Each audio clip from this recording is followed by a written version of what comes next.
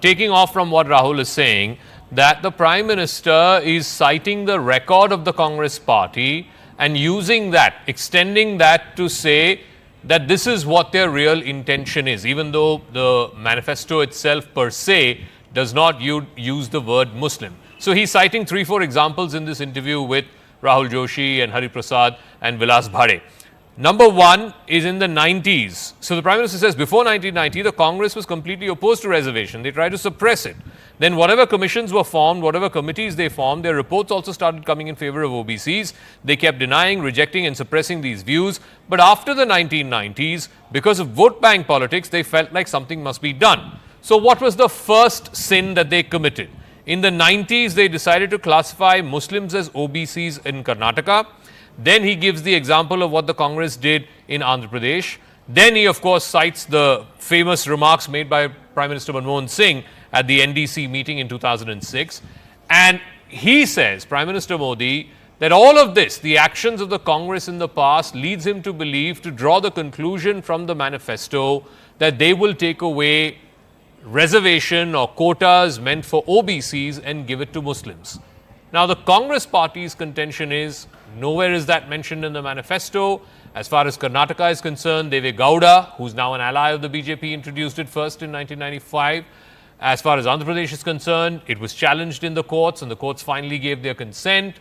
So their contention is that, look, the Prime Minister is seeing ghosts where none exist. So my point is, how do these two square off, Aman? What is the political rationale for why the Prime Minister is saying what he is saying, even though if you were to literally parse, as Rahul said, to use a fine-tooth comb and look at the Congress manifesto, it says none of these things?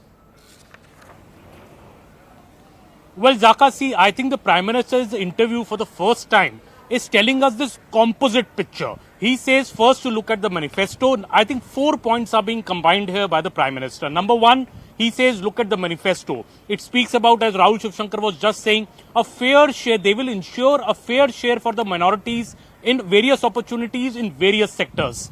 Does this mean Muslim reservation? No, the manifesto does not say that. But then the Prime Minister comes to the second part, saying there is a history to this. Former Prime Minister Manmohan Singh in 2006, and he repeated that in 2009, that Muslims should have the first right over the country's resources. 2006, when he said that, before all the chief ministers, the PMO had said, no, he didn't mean that. But in 2009, Prime Minister Manmohan Singh came out to say, no, I meant exactly that, that if the Muslims are poor, they have the first share on the country's resources. These 2 points the Prime Minister is linking together to say, when they say a fair share in opportunities in their manifesto, do they mean Muslim reservation, Muslim getting an extra share, as Prime Minister Manmohan Singh had mentioned in 2006 and 2009. Then he's combining a third thing into it on the history of the Congress. He takes us back almost 35 years to 1990, saying that the Congress has always tried to introduce Muslim reservation in one way or the other. Either I'd eat into the OBC pie, they tried it in Karnataka, they tried it in Andhra Pradesh, but they failed. He said this is against the constitution and the BJP is against any religion-based reservations. This is the third point that the Prime Minister is combining. The fourth point, and I think which is the most important point, is the Prime Minister saying that, look, there is a manifesto and then there is a Rahul Gandhi speech on 6th April in Hyderabad, a day after the manifesto was released, in which Rahul Gandhi for the first time has spoken about a financial and an institutional survey, which he said will be a revolutionary step. They will assess who has how much wealth, and then that wealth will be given to those who deserve it the most. This fourth point, I think, is what the Prime Minister says he's the most alarmed about, because this kind of an exercise reeks, he said, of the Muslim League, of the urban Naxal mindset, which is unheard of in this country. And that is what the Prime Minister has been reiterating in his speech after speech now, that, the idea of the Congress is to take away the wealth of people, give it to the minorities, because they've always stood for that the Muslims have the first right on the country's resources. I think these 4 points, the Prime Minister is saying, read them as a composite whole.